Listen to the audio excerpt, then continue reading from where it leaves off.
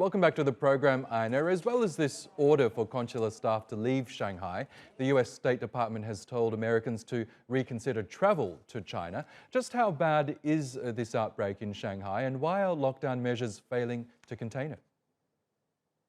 Well, it's very serious for Chinese the government, but it's not serious in terms if you look at it internationally. I mean, China's had 4,600 plus people die from COVID-19. The U.S. has over a million, literally one in every six persons who's died from COVID-19, as reported, has been from the United States.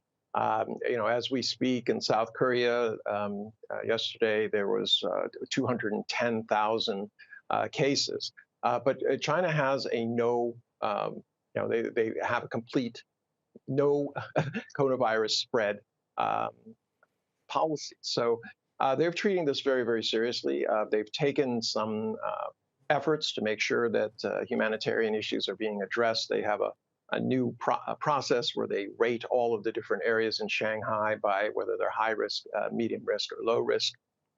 They're setting these standards, and then the local communities are the ones who have to implement them. And they cannot do less, but they can certainly, if they have some concerns, they can do a little bit more.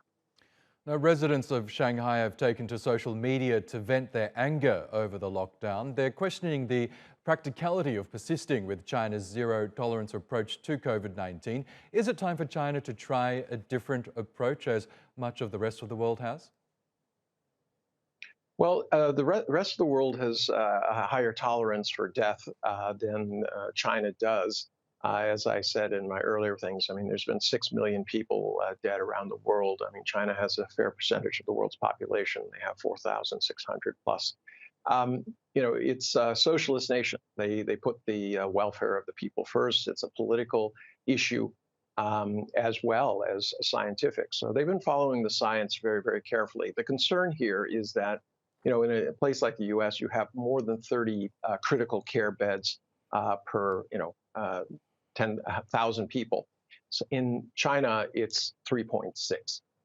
So for them, a situation where you have a lot of people throughout the country being infected would be extremely damaging because they would not be able to get the treatment they have. China is looking very, very carefully at a number of new treatments that would allow them to especially take care of the elderly who are most at risk. Many of the elderly did not get vaccinated, and as a result, they would be in real trouble if they were just, quote, open up. So as I said, the Chinese government is putting the people first over the economics. But remember, in the last 2 years, they led the world 10.2% growth versus the U.S. was barely positive, and the rest of the world was mostly negative. So in their minds, very clearly, they know how to handle this. They're going to continue based on the science rather than the politics, which has been so disastrous for so many other nations. Okay, so you do expect that officials in China will stick to its zero-tolerance approach to COVID-19 for the time being then?